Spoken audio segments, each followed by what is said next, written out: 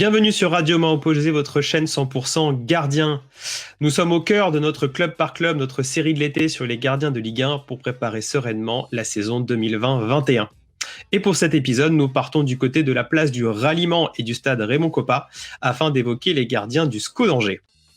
Pour m'accompagner, il a accepté de faire l'émission malgré le derby qui unit son club de cœur et le SCO. C'est notre Nantais Thomas Bernard. Salut Nico, salut tout le monde. Ça, Angers, c'est des amis un peu. C'est pareil. Voilà. Fallait te faire croire que c'était la Juventus, mais je me suis dit que t'allais le voir. Et pour parler des scoïstes, j'accueille un spécialiste du club, Anthony du SCO 1919.com. Oui, bonjour Nico, bonjour Thomas, bonjour à tous. Bonjour Anthony. Salut Anthony. Est-ce que tu peux nous dire c'est quoi le principe du SCO 1919.com ? Oui, bien sûr. SCO1919.com, c'est tout d'abord un site internet où on retrouve un certain nombre d'informations et l'histoire du club. Et est associé à ce site internet un forum de discussion, d'échange entre supporters. C'est un site qui existe depuis maintenant 20 ans. On a fêté le 20e anniversaire cette saison. Et on a aussi en association de ce site et forum un compte Twitter qui relaye les informations qu'on peut échanger sur le forum et une application qui permet de retrouver les articles, des reportages, des modules infirmerie, blessures, pronos, calendrier, etc. C'est bien complet, super. Eh ben, la compo d'équipe est posée et avant de nous projeter dans la saison 2020-21, nous allons analyser ce qui s'est passé la saison précédente et nous le faisons comme un vrai gardien de but avec un coup d'œil au poteau. Le poteau qui sauve Sylvain. Petit coup d'œil au poteau, ça permet de savoir où on est placé et pour les Angevins, c'est à la 11e place du classement de Ligue 1.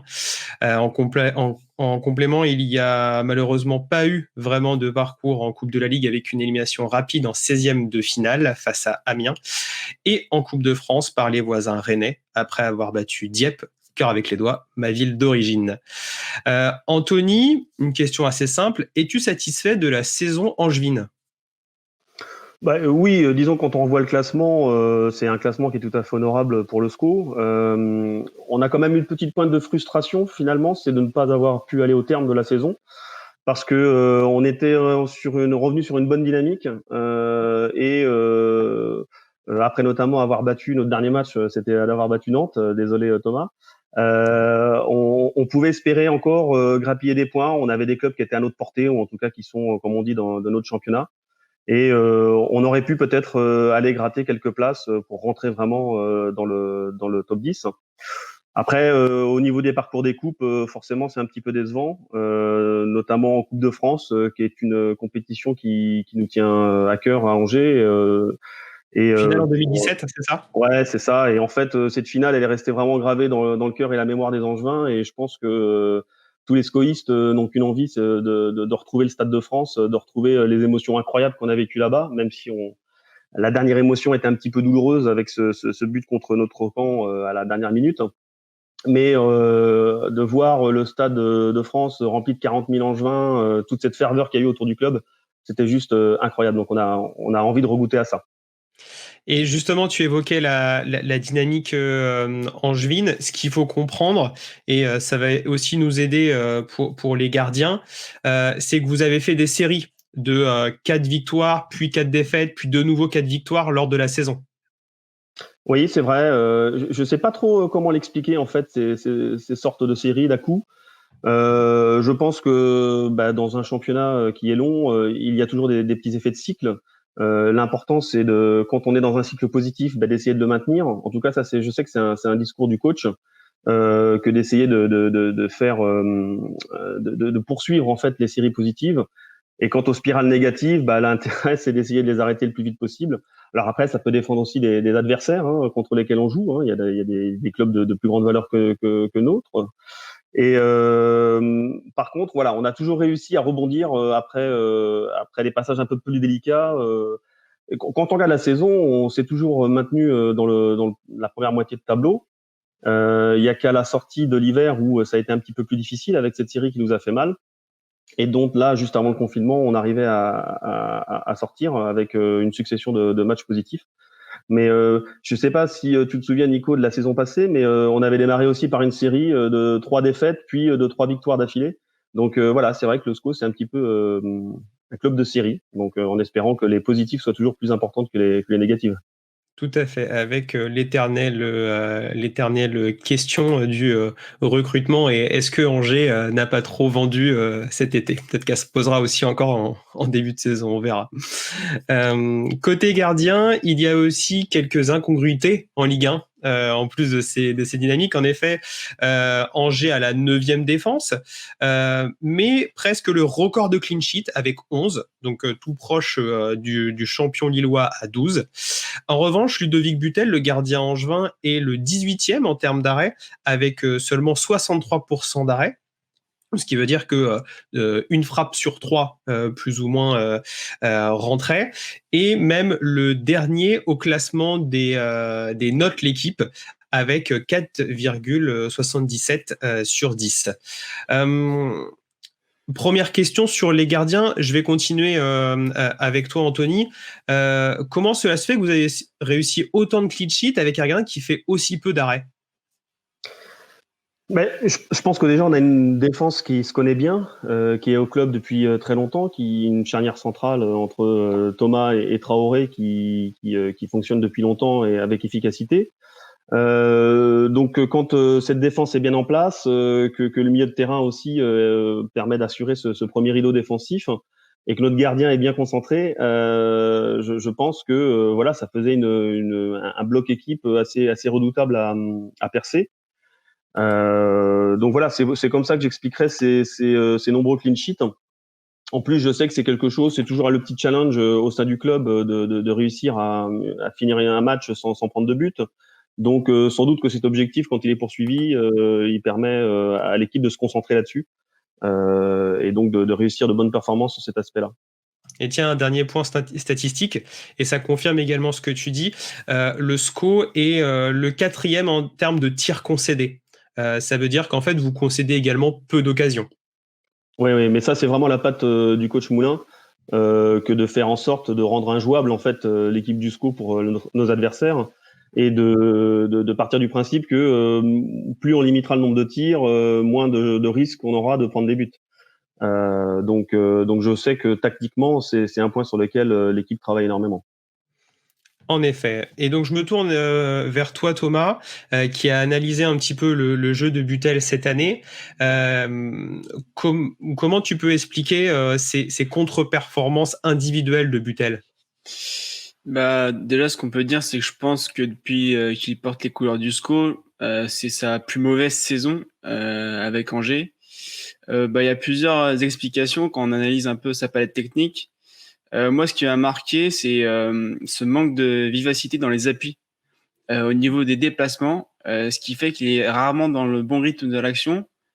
Et aussi, il manque de justesse dans l'orientation de son corps pour se placer, pour fermer l'angle, par exemple.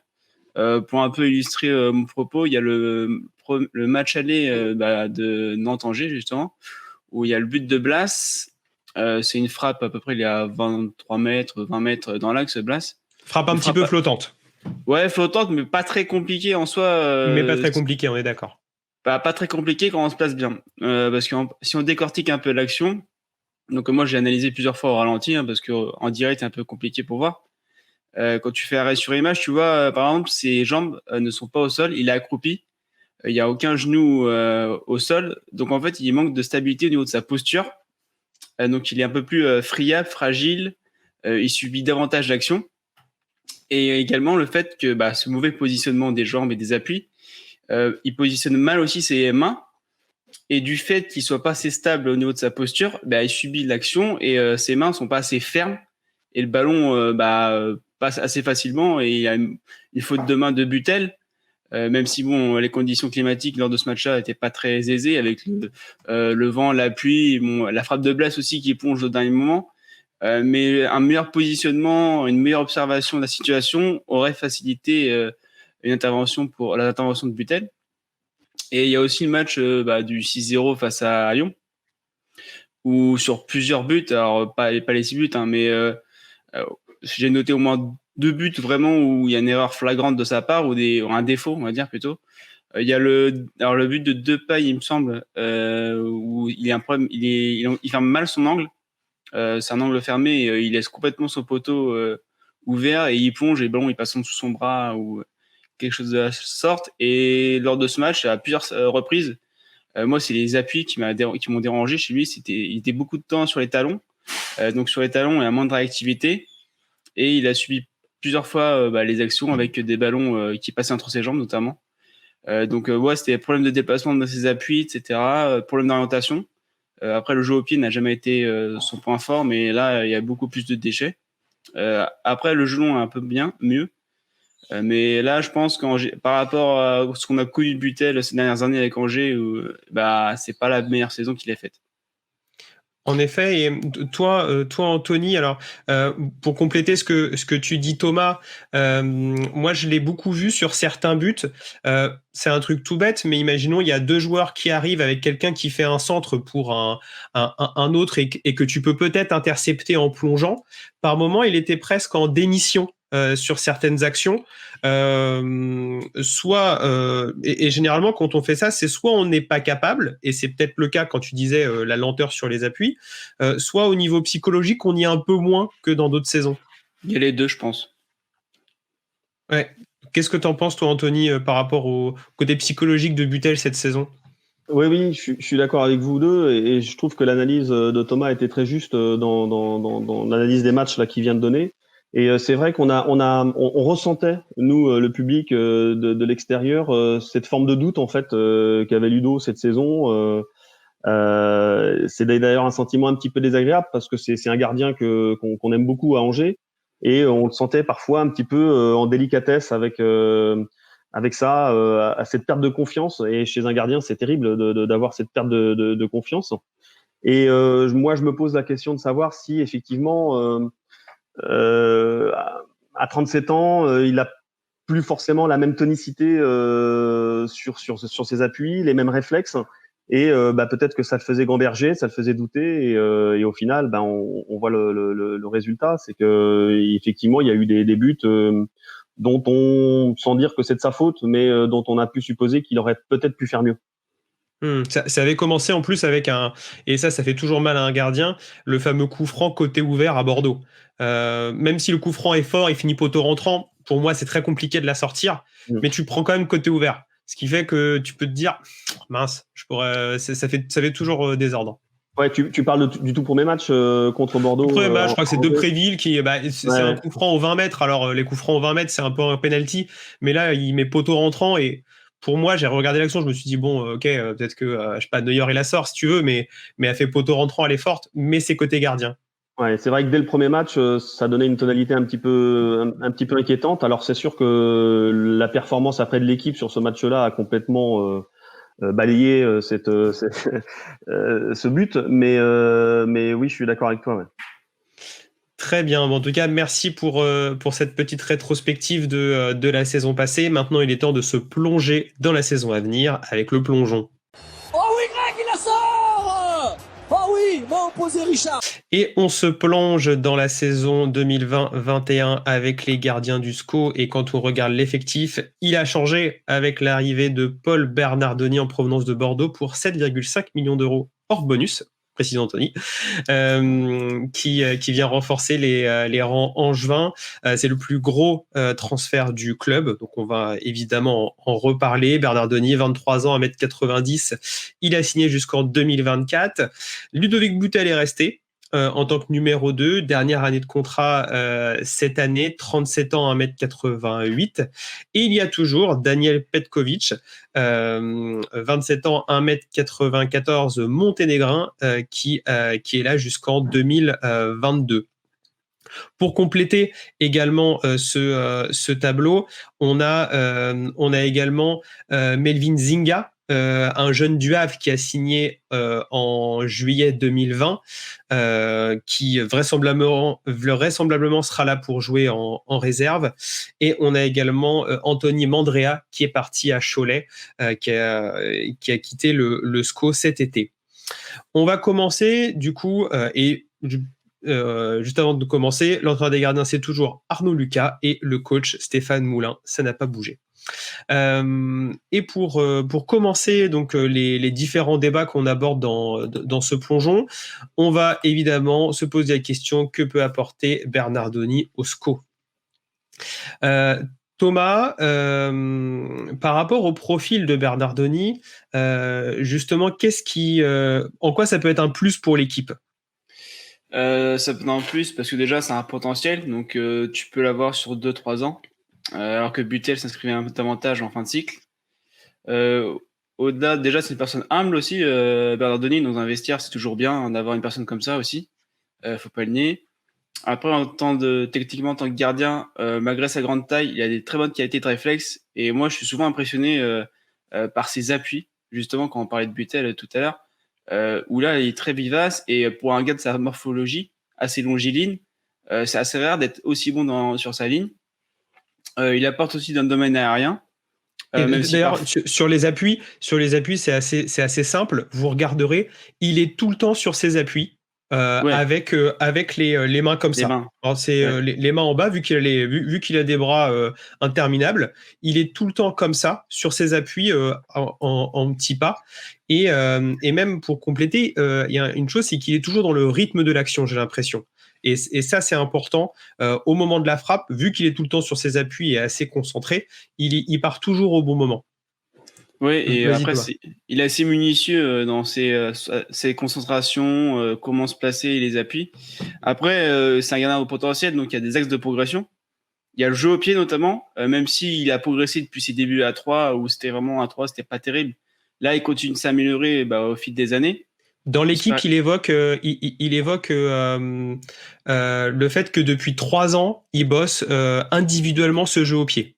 Oui, ça se voit qu'il bosse. Après, tu vois que c'est pas un point fort naturel, mais il bosse, il travaille, et ça marque des grands gardiens aussi. C'est être conscient de ses lacunes et tout bosser pour y remédier quelque part. Après, il y a un autre aspect qui doit progresser, moi, c'est la gestion de la profondeur parfois, la gestion des espaces, où par moment, des fois, il est à contre-temps, où il hésite un peu trop. Mais par contre, quand il prend la bonne décision, c'est parfait. Mais c'est le problème de la prise de décision, donc quand savoir y aller pour ces situations-là de profondeur ou de gestion des espaces. Et aussi, moi, j'ai bien aimé y prendre de la maturité au fil des années. Il s'affirme davantage en tant que personne, en tant que gardien. Et c'est très important, ça, pour le rôle de gardien de but, d'avoir une personnalité pour influencer et donner de la confiance à sa défense en général. Alors, pour compléter ce que tu viens de dire, en regardant les images, moi, ce qui a marqué donc dans ses qualités, c'est que il passe très vite de je défends mon but à je défends une zone, notamment sur une situation de centre. Où des fois il se met vraiment sur le deuxième poteau pour aller chercher, et même si le centre est très court au premier poteau, on va dire un centre soit un peu raté, soit très fort avec un joueur qui arrive au premier poteau, on l'a vu, et c'est notamment, j'ai regardé son match face à Angers, où il peut aller très vite boxer le ballon, donc très rapide sur ses appuis pour aller intercepter le centre. À l'inverse, et moi je l'ai vu contre Angers, le but qu'il prend, alors c'est marrant, le commentateur dit oui, malgré la bonne sortie de Bernardoni, mais en fait, donc il se jette sur l'attaquant, donc c'est un but, au départ où il y a une situation un peu au coin de la surface où il sort, malgré le fait qu'il y ait toujours 3 défenseurs de Nîmes. Et donc le fait qu'il sort, donc il intercepte le ballon, donc il contre bien l'attaquant, sauf que le ballon, il rebondit au milieu et ça finit avec presque une frappe dans le but. Je crois que c'est de Mangani qui finit dans le but, alors qu'évidemment il y est plus. Et c'est vrai qu'il y a également un peu ce côté de réussir à canaliser un peu et à prendre des meilleures décisions, malgré le fait que ce soit un gardien rapide et fort sur ses appuis. C'est vrai qu'on avait vu, en l'occurrence, là c'était à Angers, et puis c'est là qui a eu le premier contact avec le président Angevin, qui l'avait félicité, notamment avec son retour de blessure au stade Raymond Kopa. Et c'est là où plus ou moins il y avait eu le premier contact qui a mené à ce transfert. Mais c'est vrai que c'est vrai qu'il y a ce côté peut-être un peu foufou, et peut-être un point qu'on a oublié d'évoquer, c'est sa prise de balle. Sa prise de balle qui est toujours perfectible, et pareil dans cette interview il l'évoque, il dit que depuis qu'il est arrivé à Angers, il est focus sur sa prise de balle. Dès qu'il loupe une prise de balle, il fait 5 pompes. C'est un truc tout bête chez les gardiens, mais c'est un peu comme la clôture électrique pour les animaux. Au moins tu te souviens très vite de quand tu as loupé des prises de balle, et c'est vrai que ça pourrait être notamment évidemment un plus pour le SCO. Toi, Anthony, vis-à-vis notamment de Ludovic Butel, qu'est-ce qu'il peut apporter de plus, en particulier peut-être dans le vestiaire ou pour le jeu de l'équipe? Qu'est-ce que tu en penses, toi? Pour le jeu de l'équipe, je rejoins vos avis, c'est-à-dire que il va apporter, en tout cas, on attend de lui qu'il apporte de la sérénité, de l'assurance, de l'efficacité en fait en termes défensifs.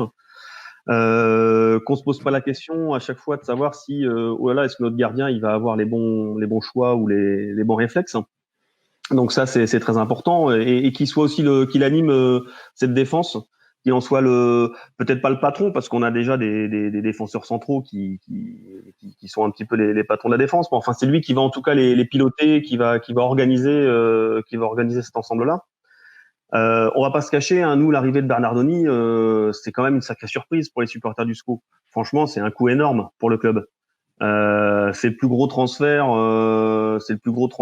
du club largement de l'histoire du club. Donc, et puis surtout, c'est pas le style de joueur qu'on a l'habitude de voir arriver à Angers, c'est-à-dire un joueur déjà confirmé, qui a encore une marge de progression à accomplir et qui arrive à 23 ans. En principe, ces joueurs-là, ils partent plutôt du SCO. Donc, comme Reine Adélaïde, par exemple. Exactement. Donc, voir ce choix qu'a fait Bernardoni de venir à Angers, c'est hyper important pour nous, et surtout, du coup, forcément, ça met encore plus d'attente à son égard. Et on a attendu qu'il porte l'équipe. Alors, bien sûr, une équipe, c'est 11 joueurs, c'est même un groupe. Mais c'est vrai qu'on place beaucoup d'espoir en cette capacité à bonifier la défense et donc plus globalement le jeu d'équipe. Et puis, oui, pour finir, dans le vestiaire, je pense que Butel était quelqu'un qui était très apprécié dans le vestiaire, qui savait rire, qui savait apporter de la bonne humeur. Je pense que Paul Bernardoni a un profil un petit peu différent, mais ça peut être aussi un très bon camarade, et surtout, je rejoins l'avis de Thomas tout à l'heure quand il parlait d'une personnalité, de quelqu'un d'humble, qui peut donc apporter toutes ces valeurs, en tout cas, qui sont assez chères au club, d'humilité, de travail, de respect, et un peu de simplicité, quoi. Donc, ce dont n'était pas dépourvu Ludovic Butel, mais lui, il va pouvoir vraiment, avec l'aura un petit peu qu'il a aujourd'hui, apporter ça. Et justement, moi, ce que je voulais compléter, donc évidemment, allez sur les réseaux sociaux, allez voir un peu Bernardoni, il est quand même sacrément rigolo. Et surtout, moi, la question quand même que je me pose, et c'est à mettre au crédit de Ludovic Butel. L'an passé, quand il y a eu cette série de clean sheets, je crois qu'il y a eu une clean sheet face à Dijon, face à Montpellier, face à pas mal d'équipes. Et en fait, Ludovic Butel, il avait un peu, il a connu quand même Valence. C'est un grand gardien, Ludovic Butel. Faut se souvenir que dans les années 2000, c'était vraiment un bon gardien français. Il a l'âme d'un grand gardien qui est capable de faire l'arrêt au bon moment. Moi, je me souviens d'un centre sur Delors où il sort le réflexe cette année pour conserver le 1-0, le 1-0 face à Montpellier. Moi, je vais attendre Bernardoni sur cette facette je passe d'une équipe, qu'on se le dise, Nîmes était plus souvent dominé que dominant, à une équipe qui généralement a le ballon. Vous avez votre défaite contre Marseille, mais je me souviens qu'au Vélodrome, vous leur mettez le bouillon au niveau de la possession de balle, si je ne m'abuse. Même si c'est pas le style de jeu du SCO aujourd'hui, en tout cas, ça l'était moins les années passées. Peut-être que c'est quelque chose qui va évoluer, mais on est globalement une équipe qui laisse le ballon à l'adversaire. D'accord. Bon, Peut-être que je me trompe alors, mais ou du moins qui concède peu d'occasions, qui fait déjouer, voilà, ça. et qui fait que vous avez plus d'occasions que l'adversaire. Alors peut-être c'est plutôt ça. Oui, par contre, c'est exactement ça. Voilà. C'est-à-dire qu'on laisse le ballon à l'adversaire, mais on fait tout en sorte qu'il soit inutilisable pour eux. Très bien. En tout cas, ensuite, l'autre débat qu'on voulait se poser, j'ai failli mettre vice-versa au niveau des titres. Maintenant, si on se place du côté de Bernardoni, Thomas, comment le SCO peut-il faire grandir Bernardoni ? Déjà, le SCO, depuis qu'ils sont remontés en Ligue 1, il ne cesse de progresser d'année en année. C'est très bien structuré. Il a un projet sportif. Tu as des idées. J'aimerais bien qu'il y ait ça à Nantes. Ça, blague à part. Mais pour Bernardoni, c'est bien pour lui parce que lui, il espère à moyen terme, accrocher une place en équipe de France, même si en restant à Angers, ça va être compliqué. Mais à court terme, il y a les Jeux Olympiques où il peut prétendre à une place parce que malgré le report des JO, il y aura une dérogation pour ceux qui sont nés en 97. Donc, c'est le cas de Bernardoni. Et il va être en concurrence directe avec des gamins comme l'Arseneur, même si quand l'Arseneur et Bernardoni étaient en espoir, c'était Bernardoni qui était numéro 1. Il y aura des mecs comme Lafont. Donc, ça va jouer, je pense, entre Bernardoni et Lafont, vraiment la place pour les JO. Donc, cette saison, pour Bernardoni, ça va être déterminant. Et le SCO, il y aura un contexte assez facile pour grandir. Pour Bernardoni aussi, ça va être assez tranquille. Il y a vraiment moyen de progresser dans ce club. Lui, en plus, il aimait bien un peu être au calme après qu'il ait connu des débuts compliqués avec Bordeaux, où quand il a fait le passage de 3 à Bordeaux, c'était un peu allé trop vite, je pense. Et en plus, à ce moment qu'il est arrivé à Bordeaux, c'est assez instable, même si ça n'a pas beaucoup amélioré depuis, mais non. Ouais, c'est de la stabilité, un peu sur le plan de la progression pour Bernardoni. Et à moyen terme, le SCO, ils peuvent, décrocher une 5e, 6e place. Quand tu vois des équipes comme Reims, la Ligue 1, c'est tellement serré. Angers, ils peuvent rêver de ces places européennes aussi. Et Bernardoni, ça peut être la pièce manquante avec d'autres joueurs, évidemment, mais Bernardoni, c'est un outil, entre guillemets, ou une pièce en plus pour espérer décrocher l'Europe via la 5e place ou 6e place. Et il abonde plutôt dans ton sens parce que quand on lui pose la question est-ce que c'est un tremplin, il dit peut-être, mais ça peut être aussi je peux aussi rester 10 ans dans le club et faire grandir le club. Et bon, enfin voilà, on sait pas ce dont l'avenir sera fait, mais c'est vrai que c'est un des points. Et il a aussi évoqué, c'était les premiers mots de Stéphane Moulin. Stéphane Moulin lui a dit on ne promet pas la Ligue des Champions, mais par contre on te promet que tu vas travailler. Et c'est vrai que c'est vrai que pour Bernardoni, c'est un profil atypique, c'est que on sent que les bases de gardien de but, toute la palette de gardiens de but, il l'a pas en fin de formation, hein, comme on l'a dit au niveau du pied, au niveau de la prise de balle, c'est plus compliqué que certains. Mais qu'il a presque ce sas, cette fin de formation qu'il doit encore faire dans un club moins exposé médiatiquement que Bordeaux et qui pourrait justement le faire venir à 25-26 ans au même niveau, entre guillemets, que des grands gardiens de Ligue 1. Ouais, c'est ça, ouais. Il peut s'installer comme une référence au poste de Ligue 1. Là, aujourd'hui, on considère un peu comme un espoir, entre guillemets, on va garder un potentiel. Mais dans le court terme, ça peut être une référence. Si tu dis, c'est qui tes meilleurs gardiens de Ligue 1, tu peux citer Bernardoni dans les 5 premiers. Mais ça, pas encore, mais dans le futur, c'est une possibilité. Et puis il a déjà la tête, entre guillemets. Ça veut dire que vu qu'il a quand même la tête bien faite, il a déjà le mental. C'est vrai, et ça, il n'y a pas trop besoin de le construire par rapport à d'autres gardiens. Donc on a un peu cette vision sur Paul Bernardoni. Ensuite, c'est un peu le dernier débat avant d'évoquer la défense et la main ferme.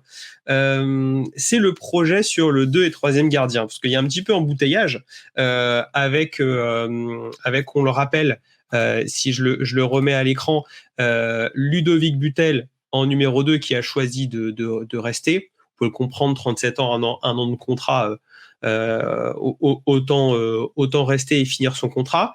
Et on a Petkovic qui, Anthony, tu m'arrêtes si je me trompe, qui est quand même arrivé l'an passé, à l'été de l'an passé. En provenance de Lorient, ouais. En provenance de Lorient. Alors, ce que je comprends, c'est pour ça qu'on pose la question quel est le projet avec Butel en numéro 2, c'est que Petkovic devrait partir. En tout cas, le club lui a signifié son départ. D'abord, pourquoi faire partir Petkovic et garder Butel? Alors, bon, là, c'est vrai que la situation, elle est un petit peu compliquée au niveau des gardiens. L'arrivée de Bernardoni, entre guillemets, c'était une surprise, mais ça n'a pas été une surprise que pour les supporters. Ça a été aussi, je pense, une surprise pour Ludovic Butel. Je pense que à la fin de la saison dernière, il s'attendait vraiment à reprendre sa dernière année de contrat en tant que titulaire du poste. Et je pense que quand il a vu les premières rumeurs autour de l'arrivée de Paul Bernardoni et puis très rapidement les discussions avec le nouveau directeur sportif Sébastien Larcier et Stéphane Moulin, qui lui ont donc indiqué qu'ils ne comptaient pas sur lui comme titulaire. Par contre, qu'ils souhaitaient le conserver comme doublure. Il s'est posé des questions, c'est-à-dire qu'aujourd'hui, il a donné son accord. Mais il faut qu'on reste prudent parce que rien n'est encore vraiment définitif. Le mercato est encore long et je pense qu'on n'est pas à l'abri peut-être d'une offre d'un club, d'un projet qui pourrait l'intéresser. Je lisais dans la presse locale au début de semaine que les premiers moments de reprise du groupe, on avait un Ludo Butel qui était un petit peu en dedans en fait en termes pas de comportement mais de bonne humeur. Voilà, et que il a fallu une petite discussion pour recadrer les choses et les choses sont reparties d'elles-mêmes. Mais voilà, on n'est pas à l'abri que Butel finalement puisse quitter le club un petit peu à la fin du mercato. Pour Petkovic, il a jamais su, enfin il a jamais pu prendre, on va dire, la lumière suffisamment pour se prévaloir d'une place de numéro 2. Il a fait des prestations qui étaient parfois un petit peu en demi-teinte. Il a pu faire des bonnes prestations et puis sur d'autres, finalement, il a révélé les mêmes manques un petit peu que Ludovic Butel cette saison. Moi, je me souviens d'un but pris contre Monaco où il était un petit peu hésitant et puis ce 16e de finale contre Rennes où il n'est pas non plus exempt de tout reproche sur les buts qu'on a pris. Donc voilà, je pense qu'il n'a pas réussi à convaincre le staff et que le staff n'a pas souhaité le prolonger en comptant sur Ludovic Butel pour accompagner sans doute Bernardoni pour faire le lien entre le vestiaire et Paul et puis pour partager son expérience qui est énorme. Tu le disais, ça a été un grand gardien.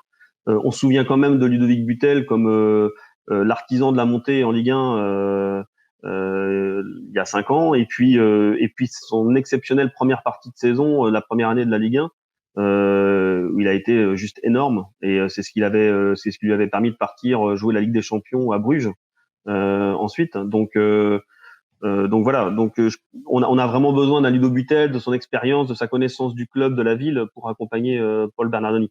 Sinon, je voulais juste préciser une chose par rapport à ce que tu disais, Nico, tout à l'heure. Tu parlais de Anthony Mandrea. Il n'a pas vraiment quitté le club puisqu'il est en prêt à Cholet. Et qu'avant son prêt même, il a signé une prolongation de contrat avec le SCO. Donc, ce qui peut aussi témoigner de la part du club qu'il y a une volonté de garder, entre guillemets, un œil sur Anthony Mandrea pour peut-être l'après-Butel, justement. En effet, comme beaucoup de clubs avec des prêts pour faire grandir ses gardiens, évidemment parce qu'il n'y a qu'une place, donc c'est compliqué de les faire jouer au plus haut niveau. Très bien. Et pour continuer, donc juste avant la main ferme, on va se poser la question quelle défense pour le SCO. Anthony, quelle sera la défense titulaire lors de la prochaine saison? Alors, je pense que pour les défenseurs centraux, il n'y a pas de surprise. On va retrouver Romain Thomas et Ismaël Traoré. Complété, on parle d'un duo, mais c'est un trio puisque c'était moins vrai la saison passée, mais l'année d'avant, ils avaient vraiment un temps de jeu à part égale avec aussi notre défenseur. Non. Comment? Pavlovic est parti? Pavlovic, non, qui est toujours là. Pavlovic, toujours. Ou en numéro 9, c'est son dernier tiers de temps de jeu. En numéro 9 en fin de match. Bon, maintenant qu'on a des attaquants en nombre et en qualité, c'est moins vrai, c'est plus le cas. Mais c'est vrai qu'on a pu le voir par le passé, il avait même inscrit un but à Saint-Étienne. Ah, c'est pour ça qu'on s'en souvient. Voilà. Donc voilà, défenseurs centraux, Romain Thomas, Ismaël Traoré avec Pavlovic en complément. Et puis c'est plus sur les côtés et notamment le côté gauche où ça va sans doute évoluer puisque on a notre jeune pépite Ryan Aït-Nouri, 18 ans, qui est courtisé par les plus grands clubs d'Europe, dont on ne se fait guère d'illusions sur le fait qu'il reste à Angers. Donc il va vraisemblablement partir. C'est la raison pour laquelle d'ailleurs le prêt de Souleymane Doumbia, qui était donc chez nous en deuxième partie de saison, a donné suite à un transfert définitif. Donc Souleymane Doumbia nous a rejoint et une doublure à Souleymane Doumbia a été aussi officialisée cette semaine avec l'arrivée de Ebos du Mans. Donc voilà, les deux latéraux côté gauche et côté droit, on va retrouver Vincent Manceau, l'enfant du club, et puis en complément avec Bamba. Bamba qui peut aussi jouer dans une défense à 5 au milieu, en centrale, comme Moulin l'a déjà fait par le passé. On est essentiellement sur 4 défenseurs, mais parfois Moulin, pour des raisons tactiques, peut décider d'apporter une défense à 5. Il l'avait notamment fait contre Montpellier avec succès. Et puis c'est plus la défense, mais c'est quand même un point très très important. C'est notre sentinelle. Aujourd'hui, les saisons passées, on pouvait compter sur Baptiste Santamaria, infatigable numéro 6 et qui a énormément progressé au fil des saisons et qui lui aussi, comme Ryan Aït-Nouri, est vraisemblablement amené à évoluer sous d'autres couleurs. Donc ça c'est une vraie question par contre, parce qu'aujourd'hui il n'y a pas de piste de remplacement pour Baptiste Santamaria. Or on sait que le rôle de sentinelle peut être hyper important pour stabiliser une équipe, pour être le premier rideau en protection de la défense. Il était très complémentaire avec les défenseurs centraux, donc là il y a un vrai chantier encore pour la fin du mercato. Très bien, merci pour ce point complet sur la défense du SCO qui est dans la continuité, mais où il peut avoir des arrivées et des départs lors de la deuxième partie du mercato. On va finir par notre traditionnelle main ferme. Le principe est simple, vous avez 30 secondes pour résumer votre vision sur la saison du club, mais également la saison des gardiens pour la saison à venir. On va commencer par toi, Anthony. Ok, on a fini un cycle de 5 ans qui était le premier cycle après la montée, qui était le maintien. Moi, ce que j'aurais envie aujourd'hui, c'est qu'on essaye de jouer un petit peu au-dessus, de trouver des objectifs un peu plus élevés, comme viser le top 10. Et puis, avec l'arrivée de Paul Bernardoni, j'ai envie de dire, fais-nous rêver, Paul. Mets-nous des étoiles dans les yeux. Des arrêts main opposée, des mouillures au plafond, voilà, et des parades dans tous les sens. Non, mais voilà, on a envie que le club continue de progresser avec des joueurs comme Paul et l'ensemble de l'effectif. Et puis, bien sûr, on a toujours un rêve, c'est de commencer à tutoyer les places d'honneur de la Ligue 1 et puis pourquoi pas les places européennes, même si le risque c'est derrière de se brûler un petit peu les ailes. Et puis on a vu avec Strasbourg cette année, ça a été difficile d'enchaîner l'ensemble des compétitions. Mais voilà, pourquoi pas un top 10, ce serait super pour la saison prochaine. Allez, c'est lâché le plan quinquennal d'Anthony. Ensuite, Thomas, qu'est-ce que tu en penses ? Je vais aller dans le sens d'Anthony. Moi, je pense que je mets Angers 8e. Je vais mettre 8e et puis à moyen terme, ce club va s'inscrire dans le top 10. Un peu comme des clubs qui va pouvoir rivaliser pour la 5e, 6e place où c'est tellement serré en Ligue 1. Et pour Bernardoni, je vois titulaire pour les JO en 2021. Et avec Angers, je vais continuer sa progression. Et il va aider le SCO à atteindre cette 8e place et ça va être une très bonne recrue pour le SCO. Très bien, merci Thomas et merci Anthony pour cette émission. sur le SCO d'Angers. C'était l'épisode du Club par Club de Ligue 1 de Radio Mans Opposé. N'hésitez pas à réagir si vous avez un autre point de vue que nous sur la saison à venir des Angevins, et même à aimer l'émission si elle vous a plu. Évidemment, ça nous fait plaisir. Pensez également à écouter les premiers épisodes qui sont sortis et à suivre la sortie dans les prochains jours en vous abonnant à la chaîne. Merci de nous avoir suivis et en attendant, nous vous souhaitons d'aller chercher Mans Opposé. Ciao, ciao.